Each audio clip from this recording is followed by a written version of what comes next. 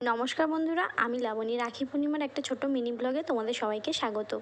গতকাল রাতে মাছটা কিনে এনে রেখেছিলাম। আজ সকাল সকাল ঘুম থেকে উঠে পড়েছি। মাছের ফুলগুলো তুলে নিলাম। আমাদের এখানে খুব ফুল চুরি হয়। তারপর গোপুসোনাকে ঘুম থেকে তুলে স্নান করিয়ে নিলাম। আমাদের বাড়িতে এমনি সময় আমার শাশুড়ি মাই রোজ পুজো করে। গোপালকে একটু সাজিয়ে গুছিয়ে দিয়ে চন্দনের টিপ পরিয়ে দেবো। তারপর আমি গোপালকে দুধ আর বিস্কুট খেতে দিলাম, দিয়ে আমি অন্য কাজে লেগে পড়লাম। অন্য কাজ বলতে তেমন কিছু না, ঠাকুরের জন্য লুচি, পায়েস আর আলুর দম বানিয়েছিলাম। আর আজ যেহেতু পূর্ণিমা ছিল, তাই পূর্ণিমার সিন্নিটা করেছিলাম আর সাথে ফল কেটে দিয়েছিলাম। ঠাকুরঘরটা কেমন সাজানো হয়েছে তোমরা কিন্তু কমেন্টে জানিও। এরপর দুপুর 1টার পর আমার শাশুড়ি মা আমার মেয়েকে একটা রাখি পরিয়েছিল, সাথে 100 টাকা দিয়েছিল, যেটা আমার মেয়ে ভাণ্ডারে ফেলে দিয়েছিল। আজকে দুপুরে মেনুতে কী কী ছিল তোমরা দেখে নাও। সাদা ভাত, কাঁকরোল ভাজা, আলু ভাজা ও কলা ভাজা। তো ছিল ডাল, ইলিশ মাছের মাথা দিয়ে চচ্চড়ি, ইলিশ মাছ ভাপা, মুরগির মাংস, চাটনি। এদিকে আমার মেয়ে ওর মামাকে জল খাইয়ে দিচ্ছে।